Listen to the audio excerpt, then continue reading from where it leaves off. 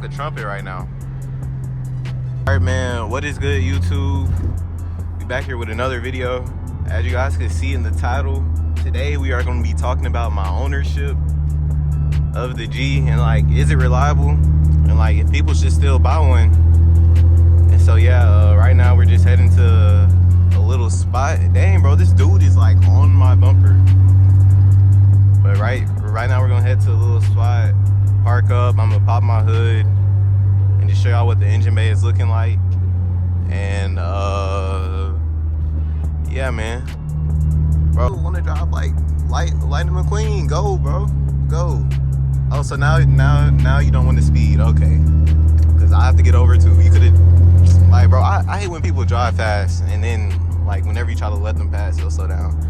But yeah, man, so I'm gonna just cut y'all back home whenever we get there. All right, guys, so here's my 2003 G35 manual, obviously, and I've had this for going on like 2.5 years now, almost 3, I think, if I remember right. Yeah, almost, is it almost 3? Yeah, almost 3. I'll be forgetting. But yeah, man, and sorry for the wind noise. I'm trying my best to protect it with my hand, but I really don't know how it's gonna come out.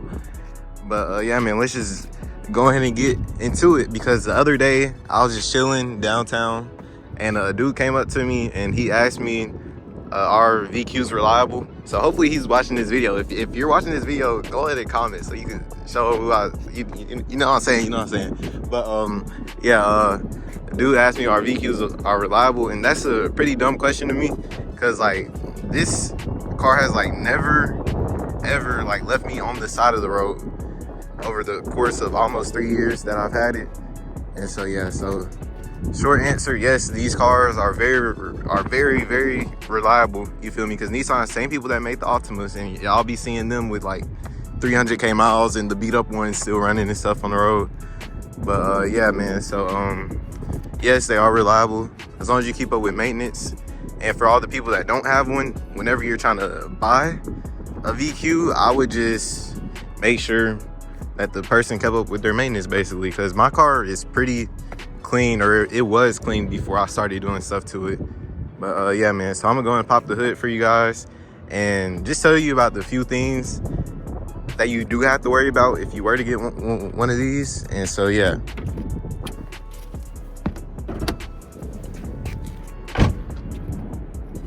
the only problems that I have had with this car is the hub bearings going out and my battery connector breaking, and me thinking it was the alternator and spending a lot of money for no reason. And the last thing is the valve cover, which is what a lot of people are gonna have with this car, which is one of the most common problems, is that the valve cover leaks. Like, as you guys can see on this side, my left side doesn't leak at all.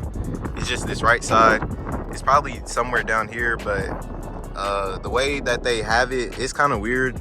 But yeah, it leaks. I'm pretty sure I just need a new gasket, but mine doesn't leak too much. But as you guys can see, it's like oil, like right there, you feel me? So yeah, oh wait, no, that's actually water, I think. Is that water? Is that some condensation? Okay, yeah, that's a little bit of oil right there, but I did just put some oil in here. But yeah, those are the only problems that I say I've had so far with mine over the 3 years. And this body has 170,000 miles, 177,000 miles on this body, and this motor has like 140-ish. And so yeah, so with the body having so many miles, I'm surprised I haven't had any more suspension problems. But nah, the car rides pretty smooth. But I am in the South, you know, you North guys be having to deal with salt and rust and all that stuff. But luckily I don't, feel me? But I'm out of breath talking. Hold on, y'all.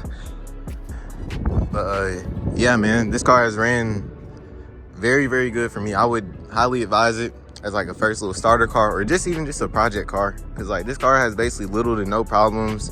It's been days that I've beat on it. Y'all have seen me drive crazy in this a little bit, even though I really haven't recently. But this car can take a beating.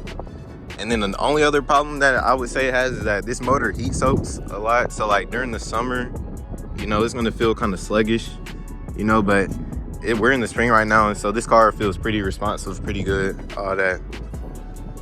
And yeah. And yeah, just another thing I also wanted to say about this, if you do get one of these, is that just make sure you're watching the oil. And especially if you have a deep, oh yeah, and sorry, this video is only speaking for the non-rev up. I've heard that the rev ups have way more problems from what I've heard and what I've seen on YouTube and stuff like that. But I obviously have a non-rev up because it's a 03.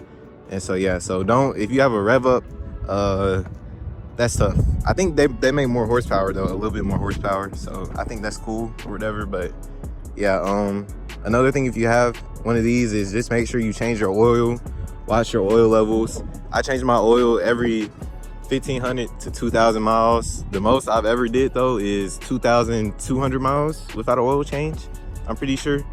And then I also just add a half a quart because of my valve cover every oil change increment. Is that how you say it? Something like that. But yeah, man, so this car is super reliable for all the people that are just out there wondering and are trying to get a car or a VQ or something like that. So the non-rev ups are super reliable. I haven't had no problem motor wise. I'm tuned in all of that now, and this motor runs pretty healthy. Last time I opened up my plenum, it looked super clean in there, but I don't know how it's gonna look now because, you know, I'm tuned and I'll be doing all this dumb shooting flames and stuff like that. But yeah, man, so without being said, I would get one of these. That's my 2-year review. I don't regret buying this car, and I kind of don't have an option anymore because I didn't put way too much money into this car. I'm gonna be keeping this car forever, more than likely, unless, you know, I was to crash it or something like that. But and I also wanted to say that I haven't really touched the transmission or anything like that. It is almost time for a new clutch, and so I'm gonna just do a little upgraded clutch or something like that. But I don't plan on keeping this motor in here. I'm not gonna tell y'all what I'm trying to do, but I don't plan on keeping this motor in here forever. You feel me? So yeah, I haven't really been worried about keeping my transmission fresh or whatever. So I haven't changed fluids. I haven't even opened it up since I had it or anything down here. So yeah, man. But this is just a quick little video. I didn't want to do a rundown on all the parts and stuff that I have done. You can see kind of what I have done, full bolt-ons basically. And yeah, man, don't forget to like, comment, subscribe, and all of that. And we are out.